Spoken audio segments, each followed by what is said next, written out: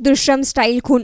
दर काही दिवसांनी हमखास येणारी बातमी वाचताना लक्षात येतं, खून करणाऱ्यानं फक्त मृतदेह सापडणार नाही अशा ठिकाणी दडवला होता, पण मृतदेह सुद्धा सापडला आणि खून करणारा सुद्धा.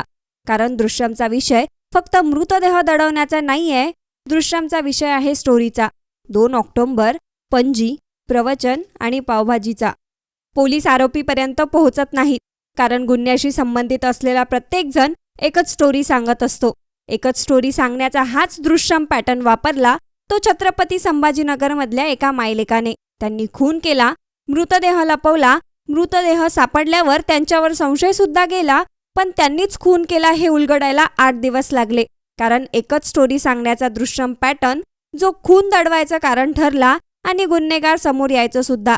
आपल्या आईकडे शरीर सुखाची मागणी करणारा माणूस, मुलाने आईलाच सोबत घेऊन काढलेला त्याचा काटा आणि रचलेली परफेक्ट मर्डर स्टोरी. छत्रपती संभाजीनगरमध्ये घडलेली हीच स्टोरी उलगडून सांगणारा हा व्हिडिओ. नमस्कार मंडळी, तुम्ही पाहताय crime story teller 1 Marathi YouTube channel. ही घटना सुरू झाली 13 जानेवारीला. सापडलेल्या एका मृतदेहापासून संभाजीनगरच्या कन्नड तालुक्यात असलेल्या जांभडी फॉरेस्ट भागात एक मृतदेह सापडला होता. मृतदेहाची अवस्था अत्यंत विचित्र होती. त्याच्या अंगावरचं जॉकेट डोक्याला गुंडाळलं होतं, पण डोक्यावर प्रचंड वार केले होते. अंगावर वार होते आणि त्याच्या गुप्त अंगावर सुद्धा वार करण्यात आले होते. पोलिसांच्या तपासात समजलं की हा मृतदेह राजू रामचंद्र पवार याचा आहे. राजूचे वडील रामचंद्र पवार हे जांभडे घाटचे माजी सरपंच, तर विद्यमान सरपंच रेणुका पवार या त्यांच्या काकू. राजूचं लग्न झालेलं, मुलगा, मुलगी, बायको आणि तो, असं चौकोनी कुटुंब. राजूची गावातच शेती, त्यात राजकारणात सुद्धा होल्ड. त्यामुळे त्याची हत्या राजकीय वैरातून किंवा आर्थिक वादातून झाली असावी असा संशय पोलिसांना होता. त्यात त्याची हत्या आधी डोक्यावर वार करून आणि नंतर गुप्तांग दाबून झाल्याचं तपासात समोर आलं. पण या हत्येबद्दल बरंच गोड होतं. कारण होतं, हत्या उजेडात आली ती विचित्र पद्धत. राजू पवार रोज सकाळी आपल्या शेतात जायचा. 13 जानेवारीच्या सकाळी सुद्धा तो असाच शेतात गेला, पण बराच वेळ झाला तरी परत आला नाही. त्याचा फोन लागत होता, पण उचलत नव्हता. घरच्यांनी, गावातल्या नातेवाईकांनी, पोलीस पाटलांनी शोध घेण्याचा प्रयत्न केला, पण राजू कुठेच सापडला नाही. त्याच्या शेताला लागून असलेल्या वनविभागाच्या जागेत सुद्धा त्याचा तपास लागला नाही. तिथून लोक माघारी फिरणारच होते, तेवढ्यात लोकांना एक अंडरवेअर दिसली. अंडरवेअर पुरुषाची होती. लोकांनी आजूबाजूला शोध घ्यायला सुरुवात केली, तर वेगळ्याच दिशेला त्यांना एक फुटलेला मोबाईल सापडला. तो मोबाईल राजू पवारचा होता. तिथून आणखी पुढे गेल्यावर राजूचे कपडे सापडले. काही अंतर पुढे राजूची चप्पल सापडली. हे सगळं वेगवेगळ्या दिशेला सापडत होतं. राजू सोबत काहीतरी बरं वाईट झालंय याचा अंदाज लोकांना आला होता, पण राजूचा मृतदेह मात्र सापडला नव्हता. जवळपास 4-4.5 तास शोध घेतल्यानंतर एका ओढ्याच्या जवळ लोक पोहोचले आणि तिथेच राजूचा मृतदेह होता. एका झाडाच्या मुळापाशी टाकलेला, अंगावर अनेक वार असलेला, विचित्र अवस्थेतला, लपवण्याचा प्रयत्न झालेला मृतदेह. घटनेची माहिती लागलीच पोलिसांना देण्यात आली. पोलिसांची वेगवेगळी पथक तपासण्यासाठी दाखल झाली. डॉग स्क्वॉड सुद्धा आरोपींच्या मागावर गेलं, पण त्यांनाही कोणता क्लू सापडला नाही. घटनेचा गांभीर्य आणि वाढू शकणारा तणाव बघता पोलीस अधीक्षक डॉक्टर विनय कुमार राठोड यांनी स्थानिक गुन्हे शाखेची 2 आणि कन्नड ग्रामीण पोलिसांचे 1 अशी 3 पथकं तैनात केली. सुरुवातीचे 7 दिवस पोलिसांनी कसून तपास केला, पण त्यांना एकही क्लू मिळाला नाही. या 7 दिवसात तब्बल 50 जणांची चौकशी करण्यात आली, तरी सुद्धा आरोपीची लिंक लागली नाही. राजूच्या गावात बंजारी भाषा बोलणाऱ्या लोकांची संख्या जास्त आहे, त्यामुळे गावात काय चर्चा सुरू आहे याची नेमकी टीप पोलिसांना मिळत नव्हती. त्यामुळे पोलिसांनी बंजारी भाषा समजणारे, ती बोलू शकणारे लोक गावात पेरले आणि त्यांच्याकडून त्यांना एका संशयित महिलेबद्दल माहिती मिळाली.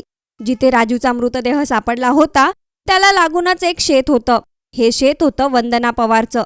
वंदना आपला मुलगा टे उर्फ धीरज सोबत याच गावात राहायची, शेती करायची. तिचा नवरा सरकारी नोकरीत असल्याने तो गावाबाहेर होता. वंदनाची आणि तिच्या मुलाची पोलिसांनी कसून चौकशी केली, तेव्हा त्यांनी आपला या सगळ्याशी काहीही संबंध नसल्याचं सांगितलं.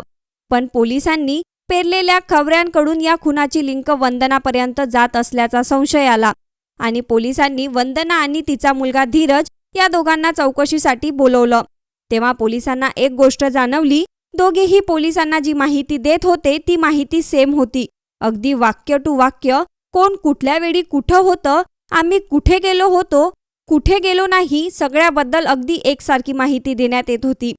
त्यात धीरज, तुम्ही मोबाईलचं लोकेशन चेक करा असं वारंवार सांगत होता. सगळं काही अगदी प्लॅन असल्यासारखंच. दोघांच्या स्टोरीतला तोचतोपणा बघून पोलिसांना डाऊट आला. वंदनाची पुन्हा चौकशी झाली. तिला पोलीस ठाण्यात बोलवण्यात आलं आणि मग फुटलं एका परफेक्ट खुनाचं भिंग. एकाच गावातल्या असल्यानं, जवळजवळ शेत असल्यानं वंदना आणि राजू यांची ओळख होती.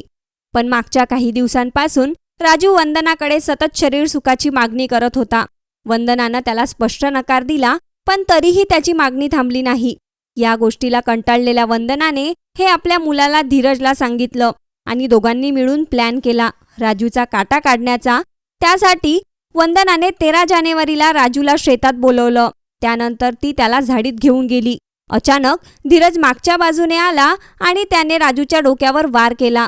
राजू खाली कोसळल्यावर त्याने त्याच्या शरीरावर आणखी वार केले. त्यानंतर वंदनाने राजूचं गुप्तांग दाबलं आणि त्याचा जीव घेतला.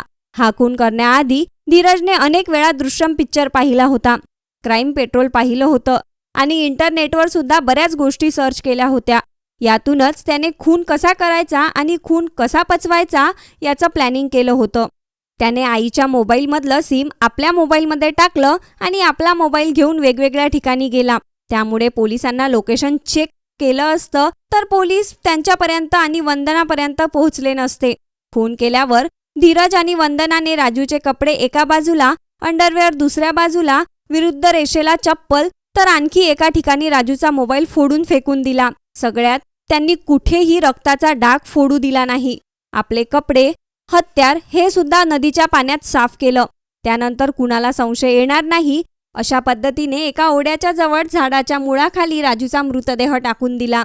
त्यांनी पोलिसांची दिशाभूल करण्याचा पूर्ण प्रयत्न केला, पण एकच स्टोरी सांगताना ते गणले आणि पोलिसांनी अगदी शिताफीने 8 दिवसांनी राजूच्या हत्येचं कोडं सोडवलं.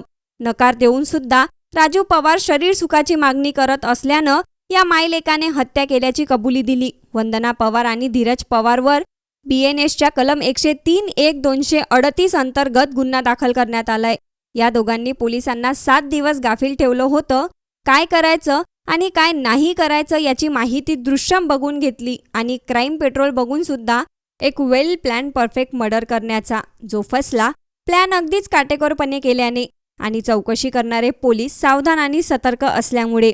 जर तुम्हाला अशा सत्य गुन्हेगारी कथा ऐकायला आवडत असतील तर क्राईम स्टोरी टेलर 1 या चॅनलला नक्की सबस्क्राईब करा, व्हिडिओला लाईक करा आणि तुमची प्रतिक्रिया कमेंटद्वारे जरूर कळवा. पुढच्या भागात पुन्हा भेटूया एका नव्या आणि थरारक सत्यकथेसह. तोपर्यंत सावध रहा, सुरक्षित रहा. धन्यवाद.